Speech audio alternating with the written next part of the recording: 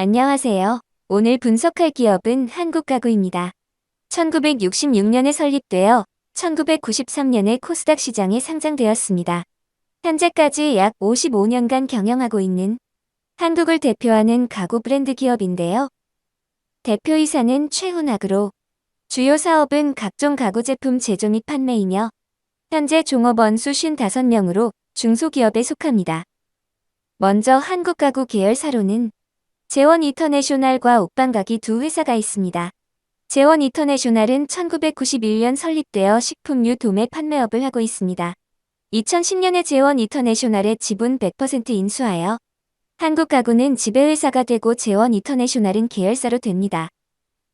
또한 옥방가기는 가구류 도 소매 판매를 목적으로 1991년에 설립되었지만 현재는 휴업 중이며 2021년 반기보고서상의 금액이 중하지 않고 한국가구가 의결권의 과반수 이상을 소유하지 않고 있어 연결 대상에서 제외한다고 표기되어 있습니다.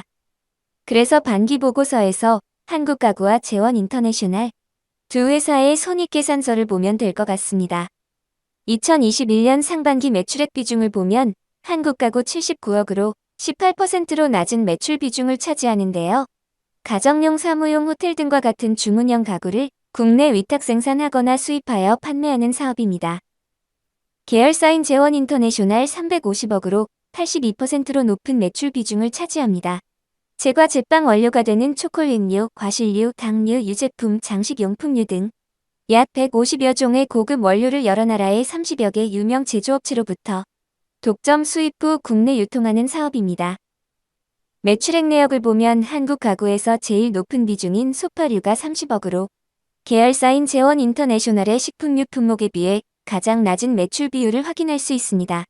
그러면 한국가구 기업 이름만 듣고 가구가 많이 팔려서 매출액이 증가되었다고 보면 안 되겠죠.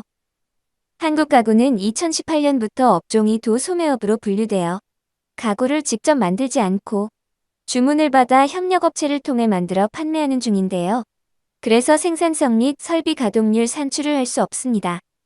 한국가구는 1966년부터 한국을 대표하며 세계 유명 가구 브랜드 회사와 제휴하고 있는데요.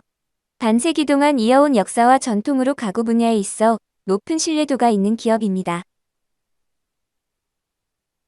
식품류 400여 제품의 고급 원료를 프랑스, 독일, 벨기에, 미국 등 40여 개의 유명 제조업체로부터 수입하여 국내 제과점과 호텔, 레스토랑, 카페 등에 공급하고 있습니다. 최근 5년간 증자나 감자 미상환 전환사채 등 자본금 변동이 없습니다. 아무래도 전환사채 같은 자본금 변동이 있으면 기업의 자금난이 어렵거나 향후 주가 흐름의 악재가 될 수 있으니까요. 최대 주주 최훈학의 4명의 지분율이 56%로 유통주식보다 많은 편입니다. 최대 주주 지분율이 높은 것은 주식 가격 하락 시 주주가치 제고를 위해 최대 주주가 매수에 나설 가능성이 낮으며 반대로 주식 가격 상승 시 시장의 최대 주주가 일부 매도에 나올 가능성이 높아 좋지 못합니다. 최근 최연주 2대 주주가 장내 매도를 하여 지분이 감소하였습니다. 뉴스를 찾아보면 경영권 분쟁설이 있었는데요. 자세한 건 뉴스를 검색하시면 될 것 같네요. 최대 주주 이름을 보면 전부 최씨성을 가진 가족관계로 보이는데요. 최대 주주가 가족으로 구성되면 되게 배당률이 높은 편입니다. 기업의 이익을 배당금으로 주주에게 뿐만 아니라 최대 주주 본인도 이익을 가져가기 때문입니다. 최훈학 대표이사의 주요 경력을 확인하면 재원 이터내셔널 대표이사를 겸임하고 있는 걸 확인할 수 있습니다. 최대 주주 경력을 보면 32년으로 회사 운영의 실력과 노하우가 있어 보이고 향후 경영 악화 시에도 대응 능력이 있을 것으로 보입니다. 연간 매출액과 영업이익, 당기순이익이 계속 증가하는 흐름을 보이고 있는데요. 여기서 영업이익이 작년 상반기 대비 80% 증가한 것을 볼 수 있으며 하반기에도 준수한 영업이익이 나오면 2020년도 실적을 무난하게 초과할 것으로 보입니다. 수익성을 보면 영업이익률이 18%로 고수익을 내고 있는 것을 볼 수 있는데요. 이뿐만 아니라 자기자본 이익률 ROE도 12%와 총자산 순이익률 ROA도 9%로 성장성이 우수한 기업입니다. 부채 비율이 32%로 낮은 편이고 부채 총계가 394억 대비 자본 총액이 1223억으로 향후 경기 악화에도 경영에 크게 부담이 안 되는 부채를 갖습니다.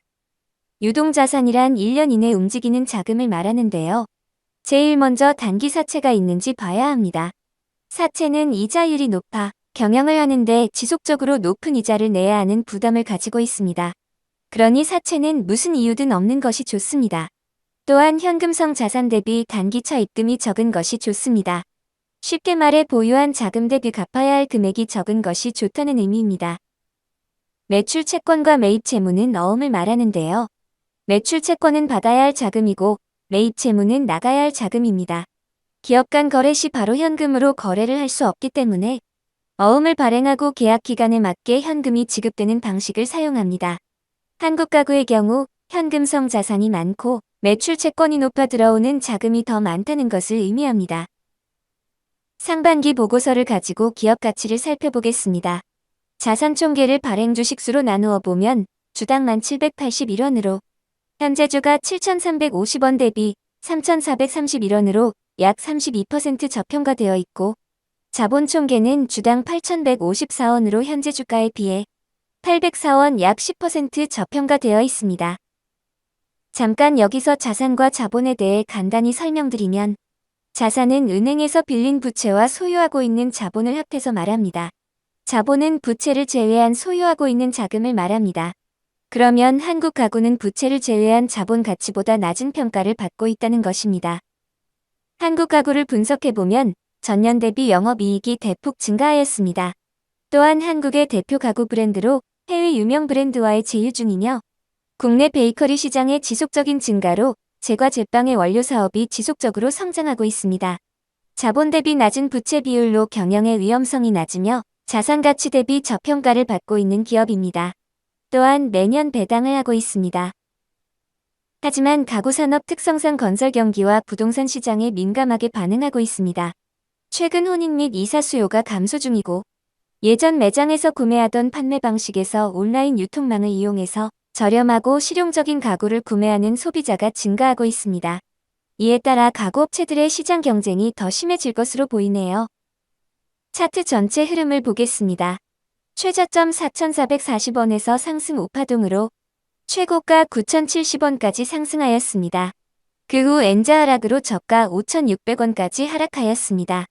그러면 하락 구간에서 현재까지 확대해서 보겠습니다. 저가 5,600원에서 상승하였는데요. 그대로 상승하면 좋겠지만 만약에 하락하면 이전 반등 구간의 시작가와 종가를 지지선으로 보고 조정 후 다시 재상승할 가능성이 높습니다. 이렇게 한국 가구를 분석해봤는데요. 최근 관심있게 보고 있던 기업이라 금요일에 분석 영상을 제작 중에 급하게 상승이 나와버렸습니다.